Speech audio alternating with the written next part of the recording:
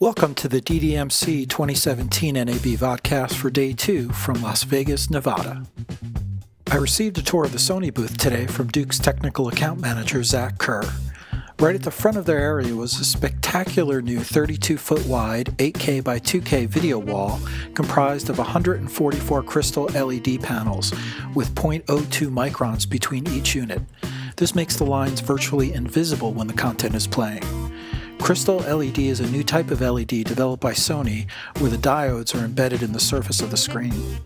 You could see the lines when the screen was black and the light was reflected on the screen.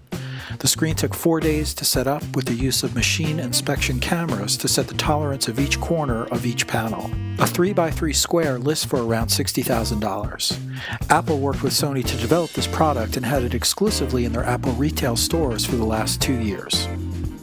The just-released 4-channel MCX500 compact production switcher features 4 HD SDI and 2 HDMI inputs, as well as chroma and luma keying.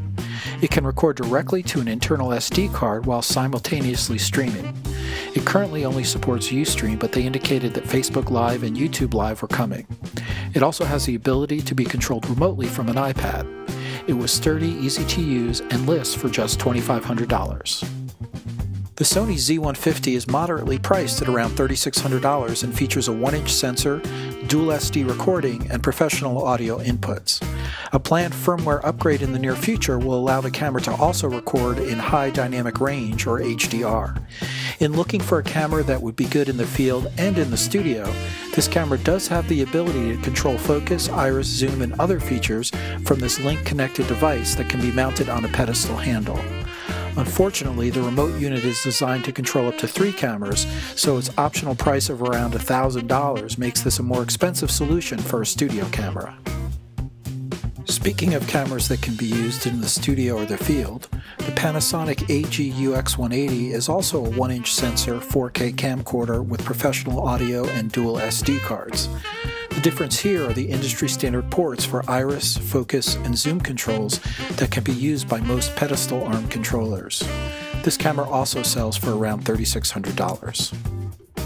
As we've seen in past years, there were many LED wall manufacturers at the show producing beautiful displays. Collider's displays seem quite simple to set up, and the 1.56mm pitch, the spacing between the LEDs, looked great, even fairly close. The cost for a 23 by 30 inch tile is around $2,000. For me, the real story at this year's show was the creative architectural uses of LED lighting. There was a waterproof LED screen and one that was partially transparent. There were also bendable screens that were used to make dynamic displays that felt immersive even though they were just vertical. Dahu was demonstrating a truly immersive environment built out of LED screens. This felt quite real when I was filming without seeing the frame of the booth. Canon was showing their native 4K 6000 lumen laser projector that in a relatively small size produced an outstanding image. The projector is HDR compatible and has built-in edge blending as well as both HDMI and DVI inputs. The projector's street price is around $65,000. I hope you got a kick out of today's report. This was just a sample, so be sure to check out my final report for details on all the equipment mentioned today, plus a whole lot more. Tune in tomorrow for Day 3 highlights from NAB 2017 in Las Vegas.